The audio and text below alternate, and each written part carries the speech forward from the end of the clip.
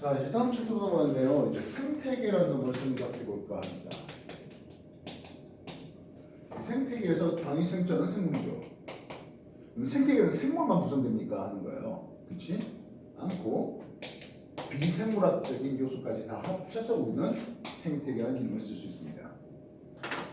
이 비생물학적인 요소들은 어떤 거 있습니까? 뭐 빛도 있겠고요, 온도도 있겠고요, 뭐 물도 있겠고, 토양도 있겠고 등등등 여러 가지 있겠죠. 그래서 이런 비생물학적인 요소가 생물한테 영향을 준다 하면 이건 작용이라는 걸 쓸 수 있습니다. 이해했어요? 그래서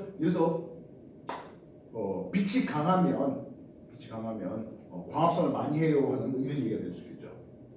반면 생물학적인 요소가 비생물학적인 영향을 줄 수 있겠네요. 숲이 우거지면 그 숲 바닥은 습해지겠죠. 그러세요? 빛이 바닥까지 제대로 안 오니까 증발을 좀 막아줄 수 있는 습한 그런 상황이 되겠습니다.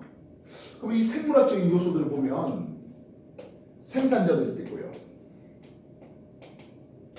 소비자도 있겠고요, 분해자 역할을 하는 놈도 있겠네요. 이런 놈들끼리 서로 영향을 주고받을 수가 있을 것이겠습니다.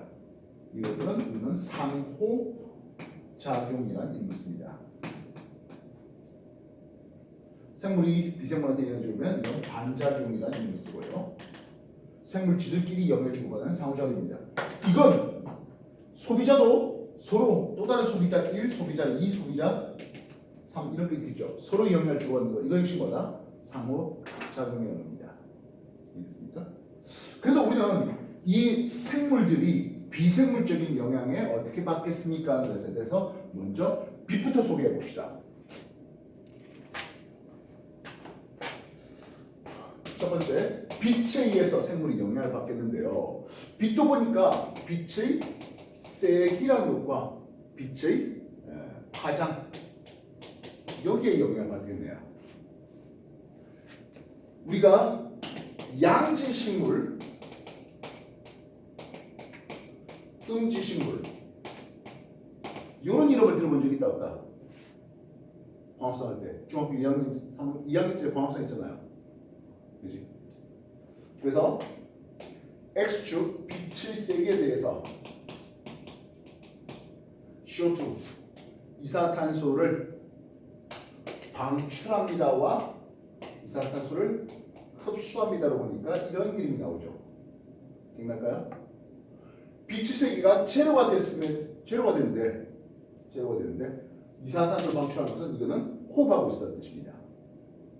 이후에 빛의 세기가 이 정도 되면 우리는 보상점이라는 이름을 쓰는데 이 보상점은 광합성량과 호흡량이 같아지는 상황입니다. 보상점 이하의 빛이 계속 주어진다면 식물은 자기가 가지고 있는 에너지 계속 쓰겠죠. 말라 죽어요. 이걸 나중에 보사라는 이름을 부릅니다. 반면 보상점의 빛만 계속 준다면 광합성량, 호흡량이 같으니까 생장이 정지됩니다. 그러면 그 보상점 이상의 빛의 세기가 주어진다면 이제 순수익이 있겠고 그래서 생장하는 것을 볼 수가 있다고요. 이해됐습니까? 근데 빛의 세기가 쭉 가는데 더 이상의 빛의 세기가 증가한다 하더라도 광합성량이 더 이상 증가되지 못하는 여기를 광포화점이라는 이름을 씁니다. 이해됐습니까? 그래서 만약 이놈이 음지식물이었다면 양지식물은 어떻습니까 하네요. 양지식물은 요 크기가 호흡량인데요. 기본적인 호흡량도 크고요.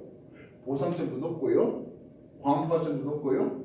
그래서 강한 빛에서 순광합성량의 크기도 더 큰 이런 놈을 우리는 양지식물이라는 이름을 쓸 수 있습니다. 즉 강한 빛에서 잘 살아겠습니다 하는 게 양식물이고요. 그냥 양식물 밑에 좀 빛의 양이 작은 데서도 그냥 그거 겨우겨우 연명하겠다는 게 음지식물이라는 얘기입니다. 이해됐습니까? 그래서 식물 자체가 양지와 음지가 나뉘어지는데요. 또한 하나의 식물에서도 하나의 개체, 식물 하나의 개체에서도 나무 하나에서도 이게 양엽과 음엽으로 구분이 됩니다. 이건 식물 종이 달라는 거고요. 이게 하나의 종이에요. 나무가 이런 식으로 있었다고 해보자고요. 나무 꼭대기는 햇빛이 강하게 들어오잖아요.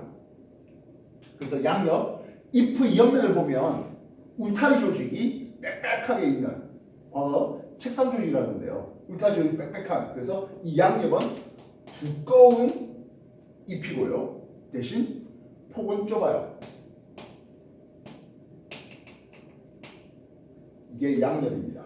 햇빛을 많이 받을 수 있는 높은 데서 있는 잎입니다. 반면 하나의 식물인데 음엽은 아래쪽에 있네요. 얘는 빛이 약하게 들어오잖아요. 그래서 얘는 얇은, 그러나 폭은 넓은 이런 잎을 가집니다. 즉 빛의 세기가 약한 쪽에서는 그 빛이라도 좀 더 받겠다고 넓게 근데 광합성을 할 두꺼운 잎이 필요 없죠. 얇은 잎으로 된 게 음엽. 이해됐습니까? 그럼 빛의 파장을 한번 생각해 봤습니다. 파장력에 대해서 우리가 잘 알고 있다시피 생명과학, 우택생학 공부하면서 배워봤을 건데요. 붉은색 광선과 푸른색 광선에서 광합성 효율이 높은 거, 초록색 광선은 광합성 효율이 높지 못해요. 즉 초록색 광선은 광합성에 잘 이용하지 않다 보니까 식물이 그 빛을 잘 반사해서 우리가 식물을 보면 푸른색으로 보이는, 초록색으로 보이는 이유가 그러하다고요. 근데 문제는 물속에 들어가면 하는 겁니다. 물속에 들어가면 파란색 빛은 상대적으로 깊은 데까지 내려갑니다. 파란색 빛은. 근데 붉은색 빛은 얕은 데까지밖에 못 내려가요. 깊은 데까지 못 내려가요. 그래서 우리가 조금 깊은 데 가서 사진 찍으면요, 다 푸팅푸팅하게 보여요. 그러면 겨우 파란색 빛이 요 밑에 있기 때문입니다. 이해됐습니까? 그래서 물속에 사는 생물들 중에서 녹조류는 그렇게 깊은 데까지 못 살아요. 얕은 데서만 녹조류가 살 수 있습니다. 대표적으로 파래, 청각 이런 놈들입니다. 반면 홍조류들은요, 홍조소라는 걸 가지는데, 홍조소 붉은색 색소를 가집니다. 붉은색 색소를 가지다 보니까 상대적으로 좀 더 깊은 데서도 이 파란 빛을 흡수할 수 있습니다. 그래서 홍조류들은 물론 얕은 데서도 잘 살고 깊은 데서도 살아갈 수 있습니다. 홍조류들의 대표 이름이 김, 묵가사리 이런 놈들이 있습니다. 그럼 그 사이에 갈쪽이라는 놈들이 있네요. 미역, 다시마 해산 이런 놈들은 상대적으로 중간 이 갈조소를 가진 놈들은 말입니다. 물론 김을 깊은 데서 키울 수 있지만 물표면에서 키울 수 있다 없다? 됩니다. 그래서 김 양식은 다들 물표면에서 합니다. 당연히도 햇빛 강하니까 김이 빨리빨리 자라겠죠. 이 깊은 데서 하는 것보단 말입니다. 그래서 살아갈 수 있는 어떤 깊이도 빛의 파장에 의해서 영향을 받는다 하는 내용이에요. 이랬음? 좀 해주십시오.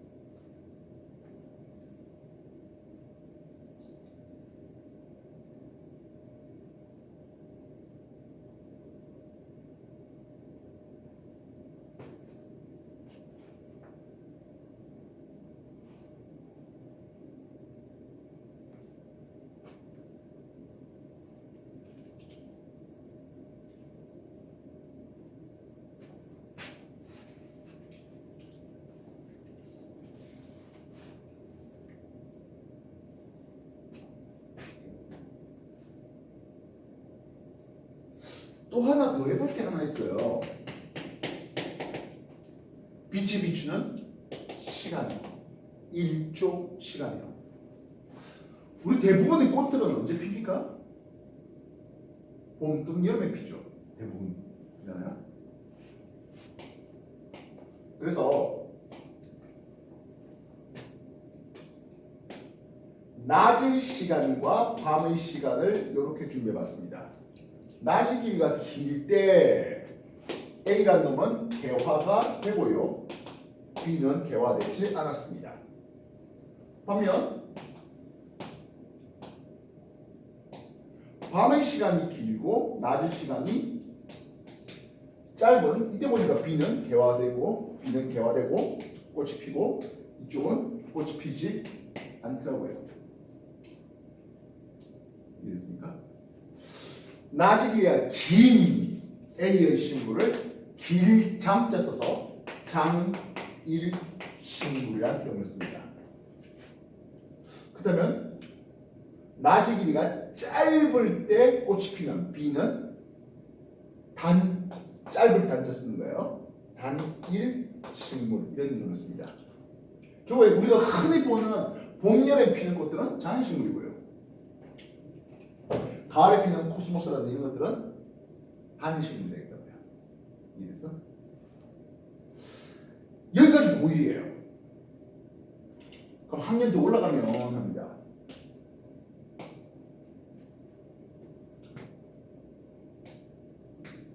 낮의 시간 줬어요. 밤의 시간이에요. 근데 이 밤의 시간에 섬광이라는 용어를 쓴대요. 빛을 잠시 쬐줘요. 되겠습니까? 밤의 시간을 중간에 절단을 시켰어요. 그랬더니 어떤 일이 벌어집니까 하네요. 장애식물은 개화를 해요. 단식물은 안 해요. 이해됐어? 결국에 우리가 장일, 단일 하는데 빛이 비추는 시간이 중요할까요? 빛이 안 비춰지는 시간이 중요할까요? 하면 안 비춰지는 시간이 더 중요하다는 거예요.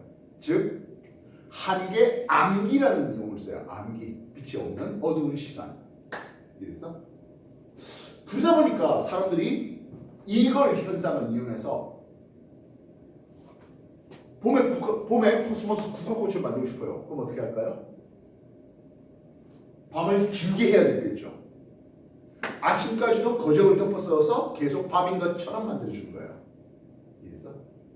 그러면 단일식물을 단일식물을 봄, 여름에도 꽃이 피우게 만들 수 있습니다. 그러면 가을에, 겨울에 장미꽃을 보고 싶어요. 밤에 중간에 빛을 한번 비추는 거죠. 그래서 지금 이제 꽃 시작하면은 뭐 계절별 상관없이 거의 대부분 것들이 계속 다 생산되는 게 이런 것들을 이용하는 겁니다. 알겠습니까? 고1까지는 여기까지만, 이건 고2, 고3에 들어간 내용이에요. 정리해 주십시오. 그리고 말했지만 빛이 안 비추는 밤의 시간이, 즉 지속된 밤의 시간이 훨씬 더 중요하다는 거예요. 빛이 없는 시간이 더 중요하다는 거예요. 오케이? 정리해 주십시오.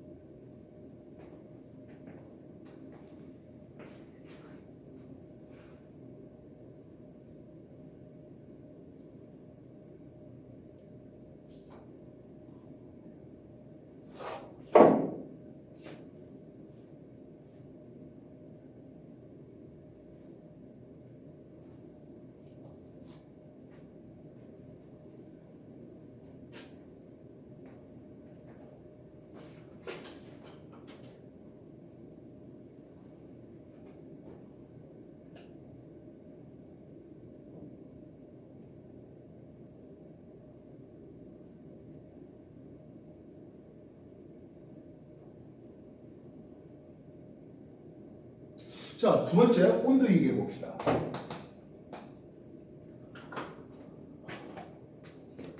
항온동물, 포유류, 조류들은 말입니다.